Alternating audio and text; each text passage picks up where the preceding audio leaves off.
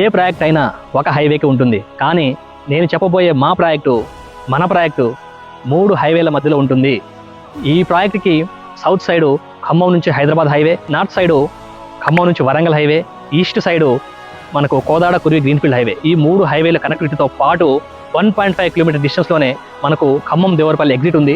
ఈ ఎగ్జిట్ నుంచి మనము అమరావతి, దేవరపల్లి, వైజాగ్, రాజమండ్రి, హైదరాబాద్ కనెక్టివిటీ ఉన్న ఎగ్జిట్కి 1.5 కిలోమీటర్ డిస్టెన్స్లోనే మన ప్రాజెక్ట్ ఉంటుంది. ఇంకొక పక్కన జేఎన్టీ యూనివర్సిటీ, నర్సింగ్ కాలేజ్, మరొక పక్కన తెలంగాణ ప్రభుత్వం 200 కోట్లతో ఒక ఇంటిగ్రేటెడ్ రెసిడెన్షియల్ స్కూల్ని మనకి ఇక్కడ ప్రపోజ్ చేశారు.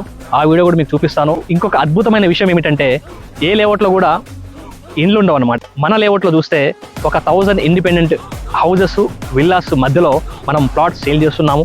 ఇండ్ల మధ్యలో ప్లాట్స్ సేల్ చేస్తున్నాము. మీరు విజిట్ చేయండి.